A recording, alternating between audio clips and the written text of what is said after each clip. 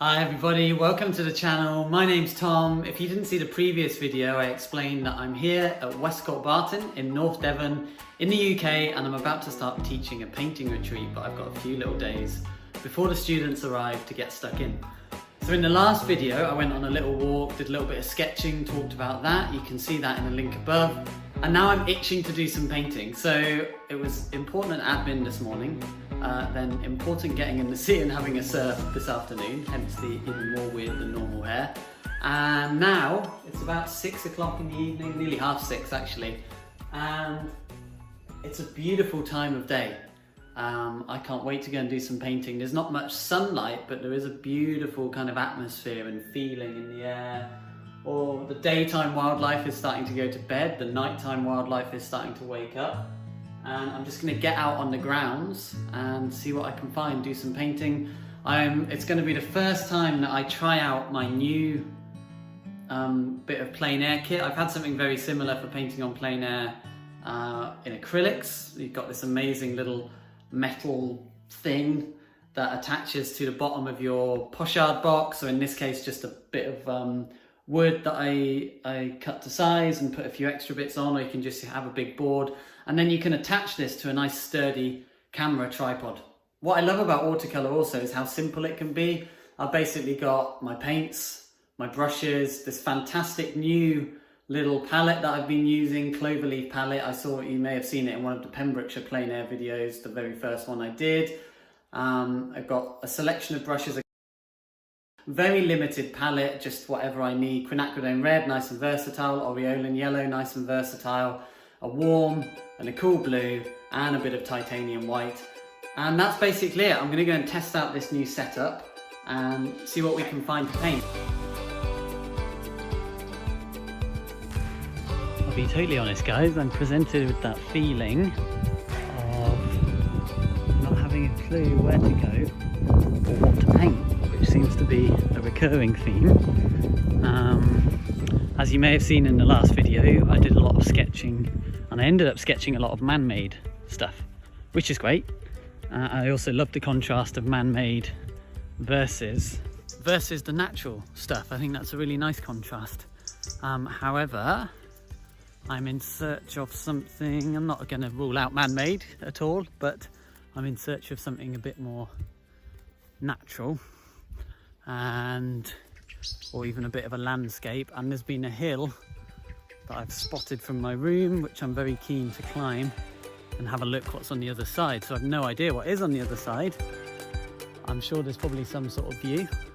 I've no idea whether it's going to be a good subject or not. But there's only one way to find out, and I'm sure I'll find something to paint.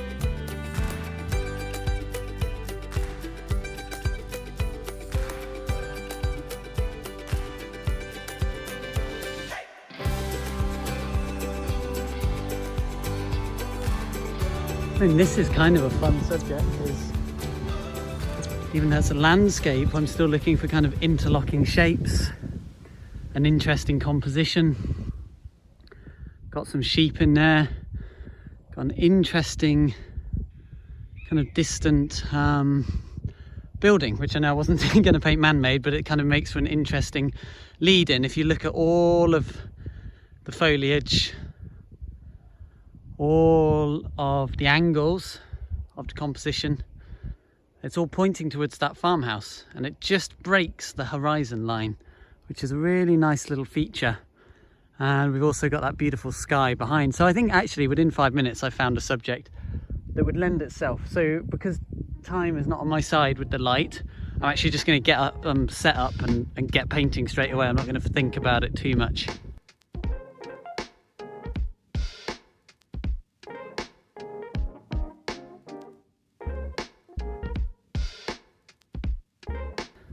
And check this out, got this great little thing that attaches to my tripod.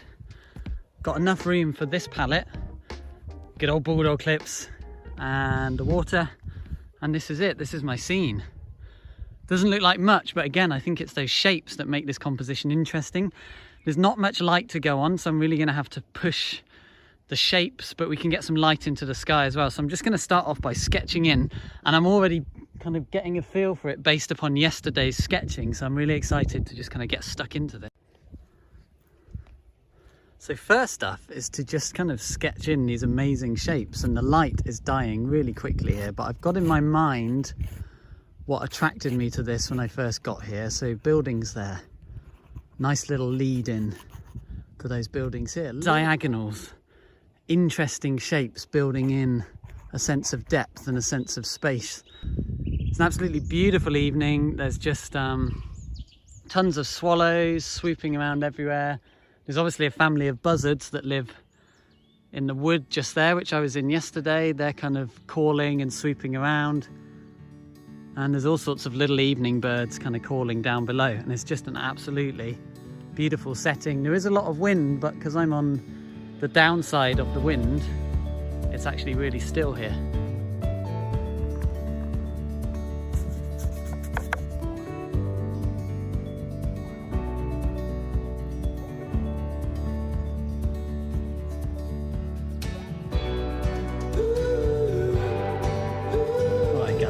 Doesn't look like much, but it's all about capturing the essence of the scene really quickly. I feel like we've got very condensed tones in this area here. All the tones are very condensed. I've probably made the green a little bit lighter than it is, just a bit more contrast. If you notice this area here, all the bracken and the ferns here, very light in comparison to that. And then look at the colours in the background. The yellow ochre of the sky has died somewhat, but I've kind of trapped it there. The sky's kind of something and nothing in this case. It's such a small part of my painting, it just sets the atmosphere. Could have taken a little bit more care on it, made it a little bit more muted, but it's just a colour study, so this is fine. Okay, so this is about 10 minutes in, if that, into the second wash. And I'm really focusing on the interaction of these darker shapes. So there's a few things going on. One is that the greens in the background have a lot more blue in them. In fact, we've got really cool turquoises and blues back here. A little bit more yellow creeping in here. And then notice how, I don't know if this shows up on camera, but the greens here have got a lot more yellow in, so they're a lot warmer. And that's bringing this area forward. Very, very simple shapes back here, getting slightly more complex here. A little bit more texture is also going to help bring a little bit in.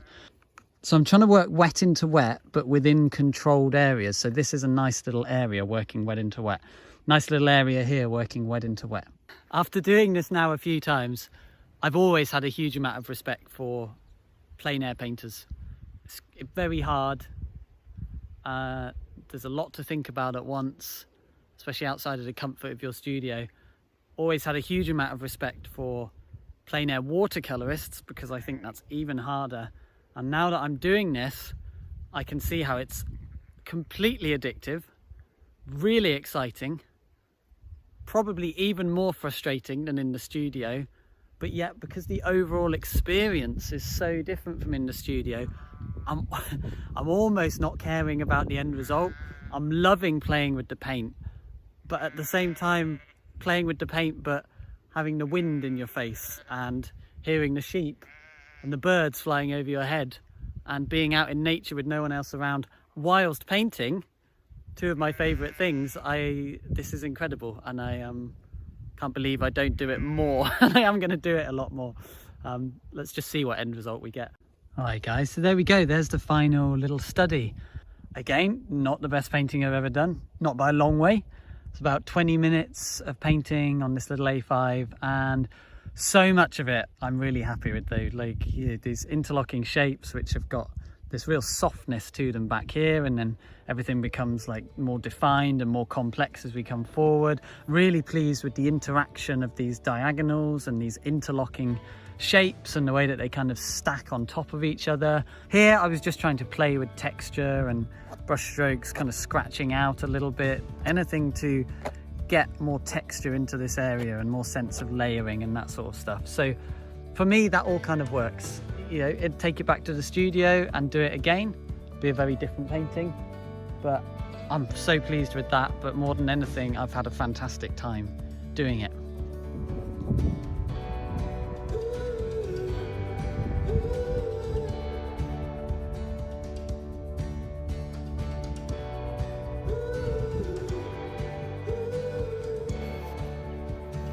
Right guys, well I couldn't come this far without actually going over the hill, which is what I set out to see. So let's go for it. One thing that I'm noticing with these paintings on plein air is that when I first started using watercolour, I felt very out of control with the colour, and my colours, I felt like, you know, I love a bit of colour if you've seen any of my other videos on my paintings, but colour that works well and harmonises together. And when I first started painting in watercolour, like I said, I felt very out of control with my colours, not really sure what to do with them, struggling to get them to harmonise, to work properly together. And coming to plein air like this, I think because I'm focusing so much on tonal values and shapes and composition, I'm noticing that my handling of colour is not feeling anywhere near as confident as it would do in the studio, and I'm not feeling anywhere near as happy with the overall colours as I would do if I was in the studio. So that is a good thing to note. As I said before in another video, it's good to know your weaknesses so that you can focus on them. And also I know from experience with struggling with colour for a long time, that just staying on track with tone and shape, but being aware of my colours, and just keeping painting, keep doing this, I know that the colours will get better, so I'm not overly concerned about it. And I think, like I said before, because this is me just coming out and having a play and exploring and having fun, I'm so less attached to an end result that I actually don't really mind that much. Very different from if I was in the studio. So I know that if I just keep doing this for the fun of it, that the paintings themselves I will slowly get happier with as well. So I think that's a good little lesson. Okay, so it's starting to get pretty dark. I've walked quite a long way from where I'm staying, so I think I need to start heading back. Haven't really found anything else to paint yet. However, there are some fantastic little trees and bushes along the path on the way back. And again, there's not going to be much light in them, but I might spend 10 minutes just doing, or having, a fun little play with some shapes and exploring some of the trunks of this tree. In fact, there's one coming up right now. Let's have a little look at that. And what's nice actually, this is a fun little scene. There's a better angle on the tree from higher up, but I love the interaction here of the tree against the sky. And we've got, again, interesting interlocking shapes in the background. So actually, this is pretty much exactly where I was standing earlier painting, but facing in the other direction. So after all that, I think I'm just going to have a little play with this scene right here. Let's have a go. If you drop down like this, how interesting is that silhouette of the tree against the skyline? I'm dropping the skyline lower so that it allows the tree, where I can have loads of fun with the branches and stuff, to pop out a bit more.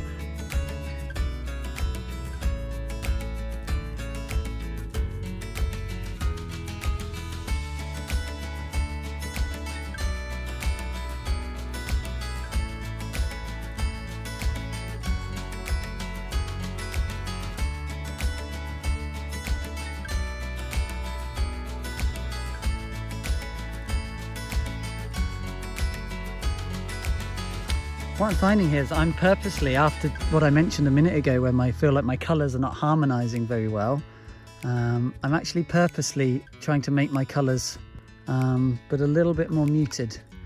And so what I'm doing is constantly mixing all three primaries. So when you mix all three primaries, you start to get beautiful kind of muted colours, because eventually, basically, if you're mixing all the primaries, it's pushing your colours into the middle of the colour wheel, which is a little bit more grey. So by mixing all of the primaries together constantly, but with a bias towards blue, green, you know, pushing it in a little bit of a direction, hopefully we'll get colours that harmonise just a little bit more. And just trying to separate the tone here a little bit, letting colours run together as much as possible, but also using the whites of the page as an opportunity to separate those colours as well. And because it's staying wet a nice amount of time, we've got an opportunity to just run darker colour in every so often, just to create a little bit more contrast, but in a kind of soft wet into wet way, which I'm really enjoying. And just letting then the paint do its thing, which we know by now is what watercolour is all about, just letting the paint do its thing. And there's a tendency to fiddle, which we all have, and I certainly do have. I love that as a fun, playful start. I don't actually, although they don't really represent anything and it's not in keeping with the level of contrast of the evening, I don't mind the little pockets of white. We can always get rid of them if we need to. I'd rather have them and not need them than not have them at all. So I'm going to let that kind of dry off a good amount and see what we end up with. Then we can explore the shapes of the tree a bit more, and that should make sense of the whole thing.